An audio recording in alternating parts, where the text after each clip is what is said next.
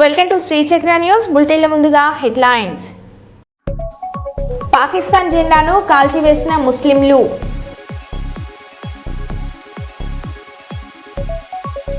వ్యవసాయ మార్కెట్ యార్డ్ను ప్రారంభించిన బెల్లంపల్లి నియోజకవర్గం ఎమ్మెల్యే గడ్డం వినోద్ వెంకటస్వామి.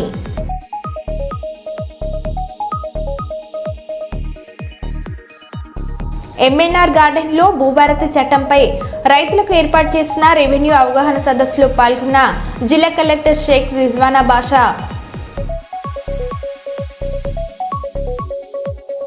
భీమా గార్డెన్స్లో ముఖ్య కాంగ్రెస్ కార్యకర్తల సమావేశం.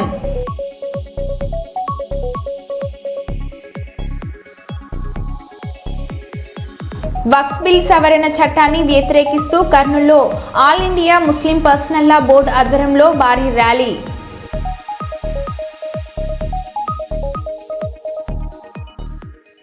ఇక వివరాల్లోకి వెళ్తే, వక్ఫ్ బిల్లు సవరణ చట్టాన్ని వ్యతిరేకిస్తూ కర్నూలులో ఆల్ ఇండియా ముస్లిం పర్సనల్ లా బోర్డు ఆధ్వర్యంలో భారీ ర్యాలీ చేశారు. కర్నూలులోని అరబిక్ ఇస్లామిక్ పాఠశాల నుంచి ముస్లింలు రాజ్విహార్ కూడలి మీదుగా కలెక్టర్ కార్యాలయం వరకు ర్యాలీ చేశారు. అనంతరం కలెక్టర్ కార్యాలయం ముందు ముస్లిం మత పెద్దలు, వైసీపీ, వామపక్ష పార్టీల నాయకులు కేంద్ర ప్రభుత్వానికి వ్యతిరేకంగా మాట్లాడారు.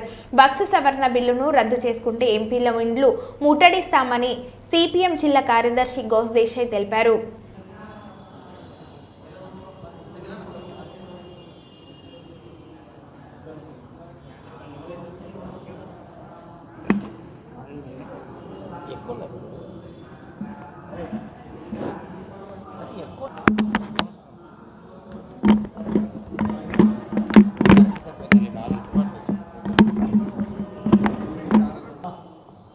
ఓకేనా?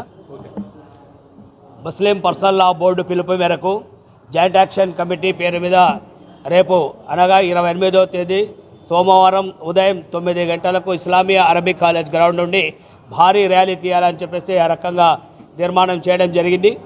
ఈ ర్యాలీ ఉద్దేశం సంబంధించి వక్ఫ్ బోర్డు నల్ల చట్టాన్ని కేంద్ర ప్రభుత్వం తీసుకువచ్చింది. దానికి నిరసనగా దేశవ్యాప్తంగా అనేక ప్రాంతాల్లో ఇప్పటికే నిరసన కార్యక్రమాలు, ఆందోళనలు, ధర్నాలు, ర్యాలీలు చేస్తూ ఉన్నారు. అందులో భాగంగానే మేము కూడా కర్నూలు ఆ రకంగా చేయాలని చెప్పేసి భావించడం జరిగింది. ఏదైతే కేంద్ర ప్రభుత్వం నల్ల చట్టం తెచ్చిందో దాన్ని రద్దు చేయాలి, పాత చట్టం ఏదైతే ఉందో దాన్ని కొనసాగించాలి. వక్ఫ్ అనేది అల్లా పేరు మీద ఇచ్చిన యొక్క ఆస్తి. ఆ ఆస్తిలో ప్రభుత్వ రంగం సంబంధించి, రాజకీయంగా సంబంధించి జోక్యం చేసుకోవాల్సిన అవసరం లేదని చెప్పేసి రాజ్యాంగం స్పష్టంగా ఉన్నప్పటికీ రాజ్యాంగాన్ని తూట్లు పొడిచి ప్రజాస్వామ్యాన్ని కూలి చూసి ఆ రకంగా ఈరోజు కేంద్రంలో ఉన్న నరేంద్ర మోడీ గారి నాయకత్వంలోని ప్రభుత్వం తమ యొక్క మందబలాన్ని ఉపయోగించుకొని ఆ రకంగా బిల్లు పాస్ చేసుకోవడం జరిగింది. ఈ బిల్లు వెనక్కు తీసుకునేంత వరకు మేము శాంతియుతంగా అనేక రకాల ఆందోళన రూపాలను ఆ రకంగా చేయాల్సి వస్తుంది. ఇప్పటికైనా కేంద్రంలో ఉన్న ప్రభుత్వం పునరాలోచించుకోవాలి, ఆ రకంగా వెంటనే బిల్లు వెనక్కి తీసుకోవాలని చెప్పేసి కోరుతూ ఉన్నాం. అదేవిధంగా మన రాష్ట్రంలో ఉన్న టీడీపీ కూటమి ప్రభుత్వం మైనార్టీల వెంట ఉంటామని చెప్పేసి ఆ రకంగా చెప్పిన ప్రభుత్వం ఈరోజు మైనార్టీలకు ఆ రకంగా వ్యతిరేకంగా బిల్లుకు సపోర్ట్ చేయడం కోసం పార్లమెంట్లో మద్దతు తెలియజేసింది. దీన్ని కూడా మేము తీవ్రంగా ఖండిస్తూ ఉన్నాం. వెంటనే చంద్రబాబు నాయుడు గారు పునరాలోచించుకొని ఈ బిల్లును వెనక్కి తీసుకునేలాగా తన చక్రాన్ని తిప్పి ఆ రకంగా నరేంద్ర మోడీపై ఒత్తిడి తేవాలని చెప్పేసి జేఏసీగా డిమాండ్ చేస్తూ ఉన్నాం. నా పేరు మొహమ్మద్ షరీఫ్.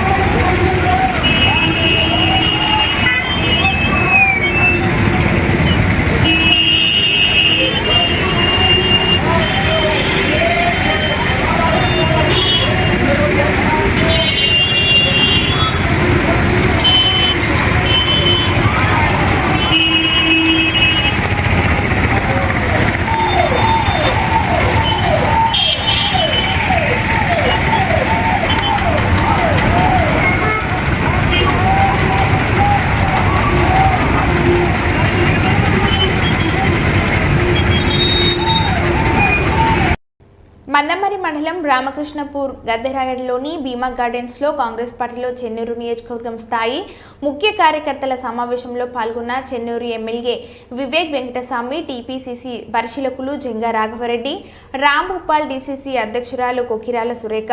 కాంగ్రెస్ ప్రభుత్వం అధికారంలోకి వచ్చాక 900 కోట్ల రూపాయల సీఎం రిలీఫ్ ఫండ్ నిధులకు ప్రజలు అందించి చెన్నూరు నియోజకవర్గంలో అవినీతి రహిత పాలన అందించడమే నా లక్ష్యం. సింగరేణి సంస్థలు 1,00,000 ఉద్యోగాలు ఉంటే కేసీఆర్ ప్రభుత్వ హయాంలో 60,000 ఉద్యోగాలు తీసింది. ఇప్పుడు సింగరేణి సంస్థలో 42,000 ఉద్యోగులు ఉన్నారు. ఇందిరమ్మ ఇల్లు అర్హులైన ప్రతి పేదవానికి అందించడమే కాంగ్రెస్ ప్రభుత్వ లక్ష్యమని అన్నారు. అయితే ఇంతకుముందు చెప్పినట్టు రాష్ట్ర ప్రభుత్వం ఈ 500 కూర్చోండి, రాజమండ్రి అందరూ కూర్చోండి, అయితే కూర్చోండి.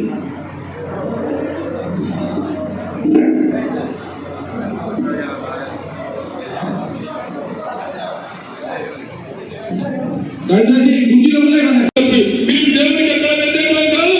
భారతదేశం ఒక సెక్యులరిజం, భారతదేశం అన్ని కులాలకు మతాలకు తావున్న దేశం, అందరినీ సమానంగా చూసే బాధ్యత ప్రజాస్వామ్యానికి ఉంది, రాజ్యాంగం ఉంది. ఆ రాజ్యాంగాన్ని కాపాడే శక్తి ఒక కాంగ్రెస్ పార్టీ తప్ప ఎవరికి లేదని తెలియజేస్తున్నాను. బీజేపీ నడుస్తా ఉన్నా, టీఆర్ఎస్ నడుస్తున్నా, స్వాతంత్ర ఉద్యమంలోని పాత్ర ఎంత, తెలంగాణ ఉద్యమంలోని పాత్ర ఎంత నేను అడుగుతా ఉన్నా. స్వాతంత్ర ఉద్యమంలో నా తండ్రి చనిపోయిండు, నా పార్టీ కార్యకర్తలు చనిపోయిండు, నా పార్టీ లీడర్ చనిపోయిండు. ఈ దేశం కోసం త్యాగం చేసిన కుటుంబం నా గాంధీ కుటుంబం అని చెప్పి ఈ సందర్భంగా నేను అడుగుతా ఉన్నా. బీజేపీ పార్టీలో ఈ దేశం కోసం త్యాగం చేసిన ఒక్కరిని చూపించమని చెప్పి నేను అందరి సందర్భంగా అడుగుతా ఉన్నా. తెలంగాణ ఉద్యమంలో కూడా 14,000 మంది అమరుదారులు అసలు నీ కుటుంబం కానీ కులం కానీ ఎవరు కూడా చెప్పని అడుగుతా ఉన్నా. యూత్ కాంగ్రెస్, మహిళా కాంగ్రెస్, ప్రాంతీయ ఆర్గనైజేషన్, ఇంకా ముఖ్య కార్యకర్తలందరికీ కూడా నమస్కారం.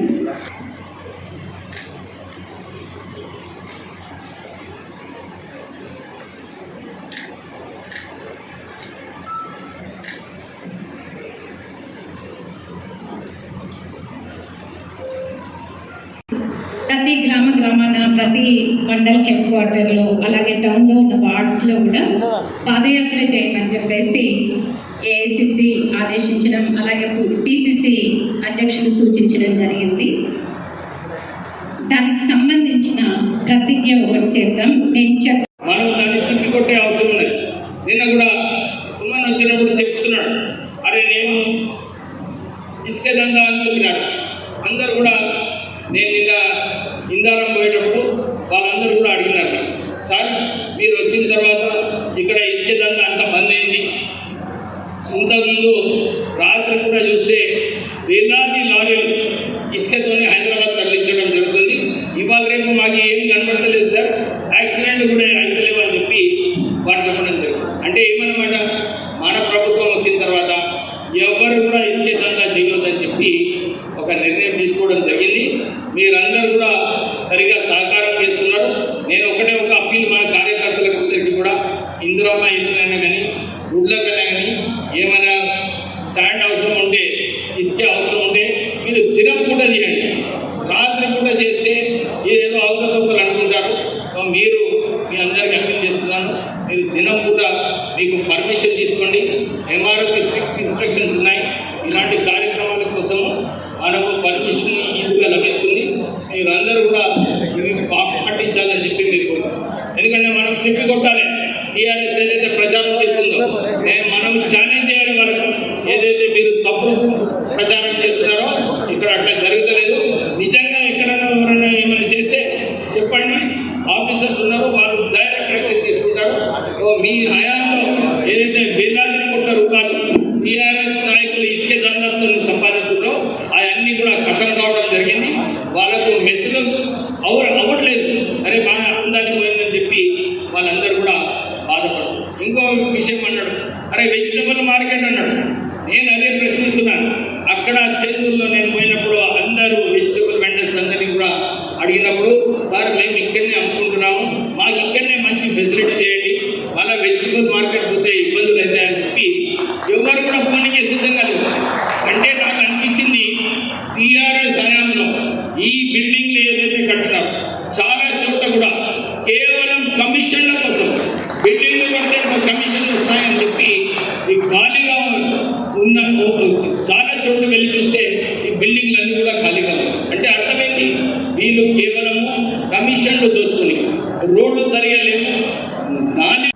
కర్నూలులో MSME empowerment and skilling drive 2025 కార్యక్రమాన్ని ఏర్పాటు చేశారు. కర్నూలులోని హోటల్ మౌర్యలో నిర్వహించిన ఈ కార్యక్రమంలో మాజీ మంత్రి టీజీ వెంకటేష్ పాల్గొన్నారు. ఈ సందర్భంగా టీజీ వెంకటేష్ మాట్లాడుతూ కర్నూలుకు మంచి భవిష్యత్తు ఉందని అన్నారు. కొత్తగా పరిశ్రమలు రావడానికి ప్రయత్నాలు జరుగుతున్నాయని అన్నారు. టీజీ వెంకటేష్ తెలిపారు. నిపుణుల కొరత ఉందని, విద్యార్థులు చదువుతో పాటు నైపుణ్యం సాధించాలని అన్నారు. నైపుణ్యం ఉన్న వారికి భవిష్యత్తులో ఉద్యోగ అవకాశాలు వస్తాయని తెలిపారు. రాష్ట్ర ప్రభుత్వంతో కలిసి టెక్ మార్క్ ఆంధ్రప్రదేశ్ రాష్ట్రంలో టెక్ మార్క్ వద్ద ఎంఎస్ఎంఈ స్కిల్ కేంద్రాలను ఏర్పాటు చేశారని టీజీ వెంకటేష్ తెలిపారు. కర్నూలులో స్కిల్ డెవలప్మెంట్ సెంటర్ ఏర్పాటు చేస్తామని tech mark founder Satish Babu తెలిపారు.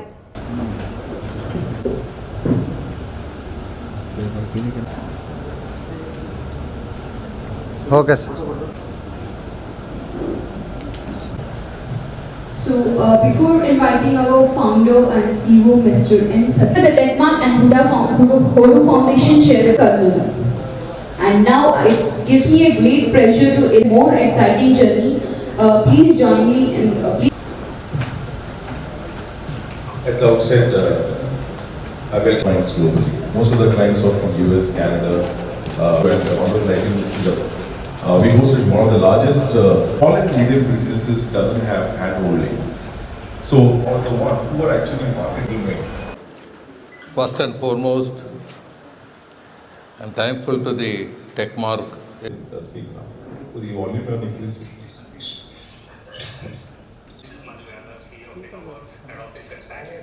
Round of applause.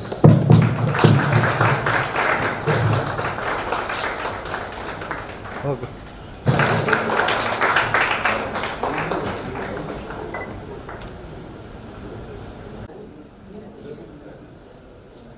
Sir. Okay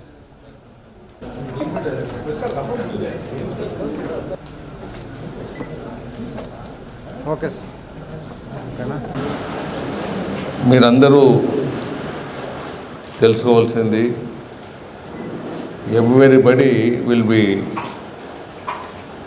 going to the school, college to have a good future for them. So they should have a properly trained, just education will not help, properly also should be trained. And properly trained and future they should go for good jobs or good posts or good entrepreneurs. These three things only will be, everybody is required. So for this institution, Tech Mark, there are 100 MSME skill centers in Andhra Pradesh. They have entered into state government agreement and they are going to have a big way for this type of programs and developing the skill development thing and also creating some good opportunity for future generation. This MSME skill development is very important. For example, I wish to give you one.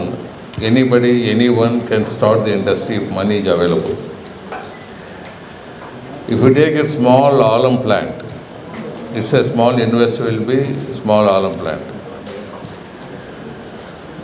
The right way, if your process, if it is not doing, without experience, if anybody make a trial for the production, just they will have a qualification, everything. Without skill development, without having experience, if they run the plant, each batch will be lakhs of rupees they lose.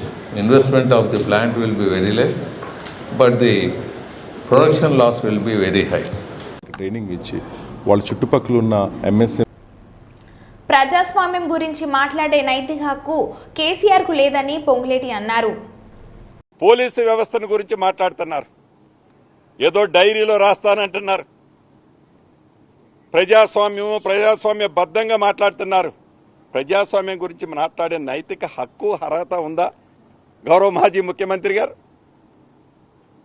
మొగుడు పెళ్ళం phone మాట్లాడుకున్నా, అన్న తమ్ముడు phone మాట్లాడుకున్నా, ఒక రాజకీయ పార్టీలో ఒక నాయకుడు ఇంకొక నాయకుడు మాట్లాడుకున్నా, మీ వ్యవస్థని వాడి, మీ సంస్థలను వాడి ఫోను ట్యాపింగ్ కార్యక్రమాన్ని చేపట్టి మొగుడు పెళ్లాల మధ్య, అన్న తమ్ముల మధ్య, చివరికి గౌరవ జడ్జిల ఫోన్లు కూడా ట్యాప్ చేసి ఆ ట్యాప్ చేసిన తొత్తులనందరినీ విదేశాల్లో ఉంచి ఈనాడు ఇక్కడుండి డ్రామా ఆడి ప్రజాస్వామ్యాన్ని గురించి మీరు మాట్లాడుతున్నారంటే ఇంతకంటే ఇంకేమైనా అవహేళన ఉంటుందా గౌరవ మాజీ ముఖ్యమంత్రి గారు? ఎంతో వెనుకబడిన వాల్మీకుల అభివృద్ధి కోసం కర్నూలు జిల్లాలో వాల్మీకి ఉద్యోగుల సంఘం ఏర్పాటు చేసినట్లు తిరుపతి సాయి తెలిపారు. రాయలసీమ జిల్లాల నుంచి మేధావులతో కలిసి ఉద్యోగ సంఘం ఏర్పాటు చేసి విద్యార్థుల చదువును ప్రోత్సహించేందుకు కృషి చేస్తారని వారు మీడియా సమావేశంలో తెలిపారు. వాల్మీకులను ఎస్టీలుగా గుర్తించేందుకు పోరాటం చేసే వారికి ఉద్యోగులుగా సహాయ సహకారాలు అందిస్తామని వాల్మీకి ప్రతినిధులు తెలిపారు. కర్నూలు జిల్లాలో ఆర్థికంగా ఆరోగ్యపరంగా ఇబ్బందులు ఉన్న వారికి ఆ వాల్మీకి సహాయ సహకారాలు అందిస్తున్నారు.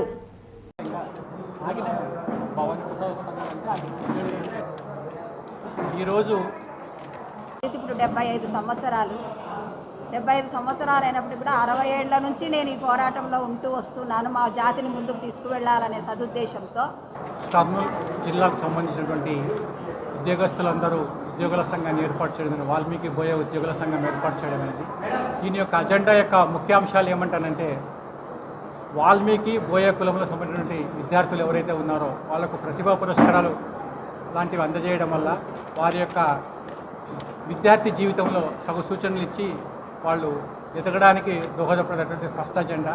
రెండో అజెండా మారుమూల ప్రాంతాలలో ఆర్థికంగాను శారీరకంగాను ఉన్న ఇబ్బందులు ఉన్నటువంటి వాళ్లకు మనోధైర్యాన్ని కల్పించి వాల్మీకి సంఘం యొక్క ఆవశ్యకతను గ్రామాన తెలియజేయడానికి వాల్మీకి బోయ ఉద్యోగుల సంఘం నిర్ణయించుకునింది. మూడవ అజెండా అంశం వచ్చేసి చాలా కాలం అంటే 1956 తర్వాత ఎస్టీలో ఉన్నటువంటి దాన్ని తొలగించడం జరిగింది. దాన్ని మళ్ళా పునరుద్ధరించాలని చెప్పేటువంటి ఏక సాధనతో ఎవరైనా ఈ యొక్క వాల్మీకి బోయ సంఘాలు ఉద్యమిస్తే దానికి మేము ఉద్యోగ సంఘంగా మద్దతు తెలుపుతాము. ఈ 3 అంశాల మీద ఈ వాల్మీకి ఉద్యోగుల సంఘాన్ని ఏర్పాటు చేసి అనంతపూర్, కడప, కర్నూలు ఈ మొత్తం జిల్లాల దగ్గర చుట్టుపక్కల పరిసర జిల్లాలందరినీ ఏకం చేయడం జరిగింది. దీనికి సంబంధించినటువంటి మీటింగ్ ఈరోజు ఏర్పాటు చేసి ఇందులో మేధావులు అనేటువంటి వాళ్ళను, ఉన్నత చదువు చదివినటువంటి డాక్టర్లు, ప్రొఫెసర్లు, ఇంజనీర్లు, group 1 officers, so IPS, superintendent of police వీళ్ళందరినీ పిలిపించడం జరిగింది. వాళ్ళ యొక్క సూచనలు, మార్గదర్శకాలు తీసుకొని మళ్ళీ వాటిని మనం జిల్లా స్థాయిలో మేము చర్చించి సమన్వయం చేసుకొని తీర్మానాల రూపంలో రాసుకొని వాటిని ముందుకు వెళ్ళడానికి మేము మా వంతుగా ప్రయత్నం చేస్తామని తెలియజేస్తున్నాం. కర్నూలు కలెక్టరేట్ వద్ద ఆల్ ఇండియా ముస్లిం పర్సనల్ లా బోర్డు ఆధ్వర్యంలో వక్ఫ్ బిల్లును రద్దు చేయాలని జేఏసీ ఆధ్వర్యంలో జరిగిన ధర్నా కార్యక్రమంలో మాట్లాడుతున్న వైఎస్ఆర్సీపీ నంద్యాల జిల్లా అధ్యక్షులు మరియు పాణ్యం మాజీ ఎమ్మెల్యే కాటసాని రాంభూపాల్ రెడ్డి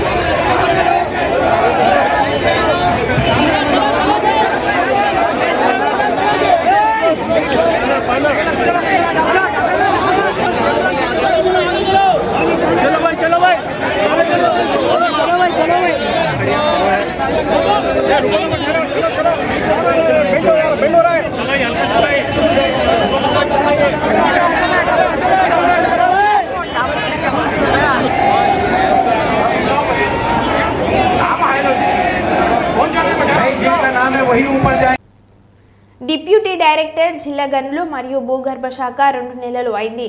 ట్రాక్టర్ పట్టుకుని విడుదల చేయాలి. కంతులు కట్టలేక ఇంటి బాడిగలు కట్టలేక జీవనం కష్టమైంది. AP02 TC 6395 ట్రాక్టర్ యజమాని అస్లం ఆవేదన.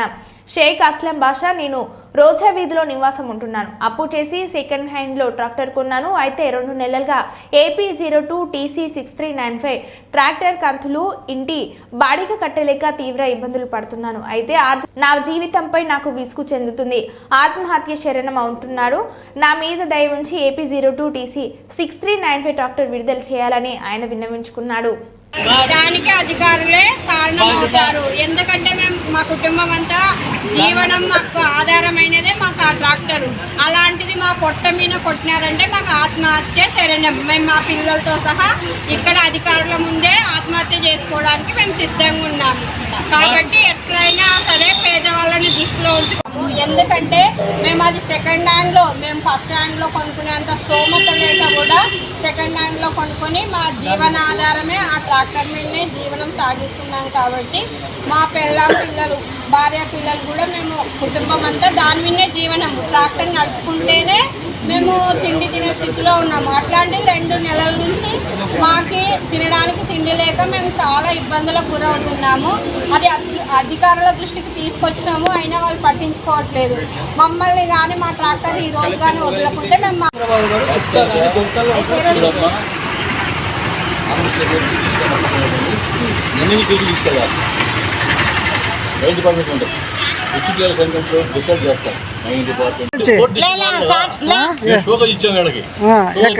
షోకాజ్ దియా తెరకు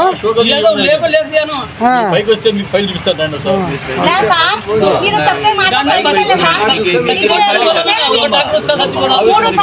చంపండి సార్, మీ ప్రభుత్వంలో చంపండి, చచ్చిపోతా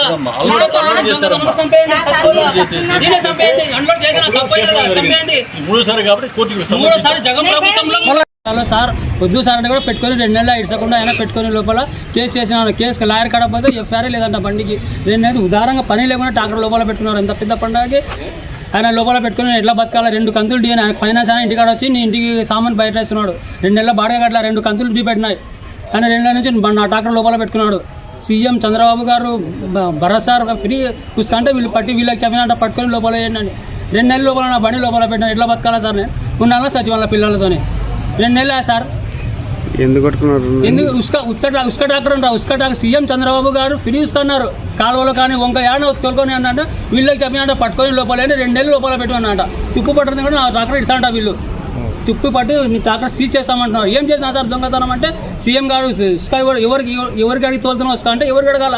సీఎం కానీ మా ఎమ్మెల్యే కానీ ఫ్రీ చెప్పినారు. ఉస్కా ఏడ వంకల్లో కానీ ఏడ తోలుకో బాబు చెప్పినారు. ఫస్ట్ సార్ పట్టుకొని ఉండ సార్, రెండోసారి ఫస్ట్ నా ట్రాక్టర్ ఇస్తే పోతాం. ఇక్కడ లేకపోతే అందరూ ఇండే ఉంటాం. ఎన్ని రోజులైనా కానీ ఇక్కడ నుంచి చచ్చిపోతాం కానీ ఇండ పోము. ఇక్కడ నుంచి మునగపాల దగ్గర పట్టపగలే తోలుతున్నారు. అవన్నీ వాళ్ళు పట్టుకోరు. ఆడ ధైర్యం లేదు పోనీకి. ఈడ రోజు సంజయ్ కాలేజ్ కాడ పట్టుకొని చెప్పిన ఆడ ఎమ్మెల్యే సార్ చెప్పినాడు సార్ ఫ్రీ అంటే కూడా నీకు చెప్పినా నీ ఇంటికి కూడా చెప్పినా అంటే అడుగుతున్నాడు. నాకు లేదు సార్ అంటే లేదు. పోలీసు వాళ్ళకి పిలిపించి 2 పోలీసులు పిలిచి ట్రాక్టర్ ఇచ్చుకున్నాడు. 2 నెలలే నేను కాంగ్రెస్ వస్తున్నా. పెద్ద పండుగ రంజాన్ పండుగ. ఇప్పుడు బట్టలు లేకుండా తిరిగినాను. ఏం సార్ అంత పెద్ద పండుగ లేదురా? నీ సీజ్ చేస్తా నీ బండి ఇప్పుడు అంటున్నా. మంచి ఏమో లాయర్కి పంపించిన లాయర్కి అడిగితే ఎఫ్ఐఆర్ లేదు తీసుకోబోదు నీ బండి ఆడబెట్టినా అంటున్నాడు. లాయర్ కూడా అంటున్నాడు నీ బండి తీసుకోబాబు ఎఫ్ఐఆర్ లేదు అని అంటున్నాడు. వాళ్ళంటే పీపీ గారితో కూడా ఎఫ్ఐఆర్ లేదు బాబు అంటున్నాడు. వాళ్ళ లాయర్ గవర్నమెంట్ లాగా కూడా ఫ్రీ చూసుకొని చెప్తున్నారు. ఎవరు పట్టుకుంది? ఏజీ గారు, మైనింగ్ ఏజీ గారు పట్టుకొని 2 నెలలు ఇప్పుడు తీసుక. ఇప్పుడు నీది ట్రాక్టర్ కదా, పెద్ద జేసీబీలు వాళ్ళకి ఏమన్నారు? వాళ్ళకి ఏమన్నారు? తోలుతుంటే అలా కనపడుతుంది. వాళ్ళ కూడా కమిషన్ తీసుకొని ఇచ్చి పెడుతున్నారేమో ఏమో తెలుసు. నా చిన్న ప్రాణం సార్ నాది. ఏం చేస్తాను నేను? అధికారులు అవినీతి పాల్పడుతున్నారు. వాళ్ళ కూడా ఏమైనా తీసుకొని ఇస్తాము. నేను ఆడికైనా 1000 రూపాయలు ఇస్తా సార్ అంటే నువ్వు ఫ్రీ ఇసుకో కదా ఇట్లేస్తారా 1000 రూపాయలు. అది కూడా ఆయన లోపల దమ్మాడు. నేను నమ్మున 1000 రూపాయలు 1500 ఇసుకొని అది పోయేది. ఇప్పుడు ఫ్రీ ఇసుక చంద్రబాబు చెప్పినా కానీ 1500 1000 రూపాయలు ఇసుక అమ్ముతున్నాం. అది తీసుకుపోయి 2 నెలల నుంచి లోపల పెడితే నేను ఏం తినాలా? అది వచ్చేది కూడా ఆయన పోయిన 2 కంతులు డీపండి నావి ట్రాక్టర్ 2 నెలల బాడే కట్టలే. నేను ఎట్లా చేయాలా సార్? మీరే చెప్పండి, మీరే న్యాయం చేయండి. నాకు పెద్ద టిప్పర్లు. అస్లాం బాషా నా పేరు. రోజు ఇస్తుంటారు కాబట్టి వాళ్ళ దగ్గర చేజాకి తీసుకొని సైలెంట్గా ఉంటారనమాట. వీళ్ళు చిన్న వాళ్ళు కదా, ఎక్కడ అధికారుల దృష్టికి వెళ్ళలేరు, ఏ రికమెండేషన్లు ఉండవు. కాబట్టి ఈ చిన్న ఇసుక బండ్లను పట్టుకొని ఇలాంటి వాళ్ళను చాలా ఇబ్బంది గురి చేస్తుంటారు. ఈ చిన్న వాళ్ళు ట్రాక్టర్ తోలుకొని వాళ్ళ సెకండ్ హ్యాండ్లో ట్రాక్టర్ కొని వాళ్ళ కుటుంబం ఆధారం మొత్తము ఆ ట్రాక్టర్ మీదనే ఆధారపడి. కిడ్నీ దెబ్బతిని డయాలసిస్పై బతికిడుస్తున్న భర్తకు తన కిడ్నీని దానం చేసి కొత్త జీవితాన్ని ఇచ్చిందో భార్య. హైదరాబాద్ యశోద ఆసుపత్రిలో కన్సల్టెంట్ నెఫ్రాలజిస్ట్, కిడ్నీ ట్రాన్స్ప్లాంట్ ఫిజిషియన్గా సేవలందిస్తున్న వరంగల్కు చెందిన డాక్టర్ పొన్న అరుణ కుమార్ కిడ్నీ మార్పిడి శస్త్రచికిత్స నిర్వహించారు. వరంగల్ శివనగర్లోని పల్లవి ఆసుపత్రిలో కిడ్నీ మార్పిడి శస్త్రచికిత్సకు సంబంధించిన వివరాలను డాక్టర్ పొన్న అరుణ్ కుమార్ విలేకరులను వివరించారు. ఈ సమావేశంలో పల్లవి ఆసుపత్రి డాక్టర్ దశరథం తదితరులు పాల్గొన్నారు.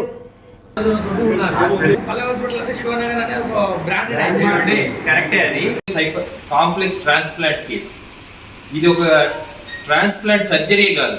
ఆయన డయాలసిస్ మీద ఒక 1 year ఉండే ఆయన లైఫ్ జర్నీ, అంటే ఒక లాస్ట్ 2 years జర్నీ ఎలా ఉండే డయాలసిస్ మీద, ఏం డిఫికల్టీస్ ఫేస్ అయ్యాడు, దాని తర్వాత ట్రాన్స్ప్లాంట్ ఎలా సక్సెస్ అయింది అనేది ఆయన జర్నీ కోసమని ప్రెస్ మీట్ పెట్టారు. బేసికల్గా డయాలసిస్ వాళ్ళలో చాలా కష్టాలు ఉంటాయి. నర్వ్ అంటే మెయిన్గా నరాల complications, cardiac complications, BP fluctuations, తర్వాత సైకలాజికల్ ప్రాబ్లమ్స్ ఇవన్నీ ఉంటాయి. So A problem, a kidney disease నుంచి అయినా బయటికి రావాలి, ఆ కిడ్నీ ఫెయిల్యూర్ నుంచి బయటికి మంచి లైఫ్ ఉండాలి అంటే ట్రాన్స్ప్లాంట్ ఈజ్ వన్ సొల్యూషన్. అంటే ట్రాన్స్ప్లాంట్ అనేది సెకండ్ లైఫ్ ఇస్తుంది. It's a second chance to life and also quality of life అనేది ట్రాన్స్ప్లాంట్ వల్ల చాలా బాగుంటుంది. ఇప్పుడు ఇతను ఉన్నాడు. సో ఈ హ్యాడ్ లాట్ ఆఫ్ డిఫికల్టీస్. బేసికల్గా కాంప్లికేషన్స్ ఏమేమి రావాలి డయాలసిస్లో అన్నీ వచ్చాయి. బట్ స్ట్రాంగ్ మైండ్ సెట్, దాని తర్వాత బేసికల్గా ఫైటింగ్ స్పిరిట్ ఎక్కువ ఉండాలి కిడ్నీ ఫెయిల్యూర్ ఉండేవాళ్ళు. ఇవి 2 చాలా ఇంపార్టెంట్. అండ్ ఫ్యామిలీ సపోర్ట్ 3వది. అండ్ ట్రస్ట్ టు హెల్త్, అంటే ఒక డాక్టర్స్ని ట్రస్ట్ చేయడం అనేది కూడా చాలా ఇంపార్టెంట్. ఈ 4 థింగ్స్ ఉంటే you can have a success in transplant. అది ఒక క్లాసికల్ ఎగ్జాంపుల్ ఈయన కేసు. కిడ్నీకి ట్రాన్స్ప్లాంట్కు ప్రిపేర్ అయినాక మళ్ళీ కైకి గడ్డ అయింది. గడ్డ అయినాక అది క్యాన్సర్ లక్షణాలు ఉన్నాయని చెప్పాను. దాన్ని రీఆపరేషన్ చేసి దాన్ని తీసేసింది. క్లియర్ అన్నాక మళ్ళీ ట్రాన్స్ప్లాంట్కి ముందుకు పోయినాక అప్పుడు ఓ డేట్ ఇచ్చారు. డేట్ ఇచ్చి చేశారు. ఇచ్చినాక కూడా ట్రాన్స్ప్లాంట్ అయింది. కొద్దిగా కాంప్లికేషన్స్ వచ్చినా అవన్నీ ముందుకు పోకుంటూ మెడిసిన్ వాడుకుంటూ సార్లు యశోద టీమ్ అంతా మాకు సపోర్ట్ చేసుకుంటూ క్లియర్ చేసుకుంటూ వచ్చారు. ఏం లేదు, పర్వాలేదు, నా పని నేను చేసుకుంటున్నాను. ఇంత ముందు లాగానే ఉన్నాం. వరంగల్ బ్రెయిన్ డిసీజ్ అన్నీ ఉంటే ఆయన first heart disease, triple major disease అంటేనే చాలా బాధ ఉంటుంది. ఎందుకంటే ఎప్పటికీ మరో బులెటిన్లో మళ్ళీ కలుద్దాం. Stay tune.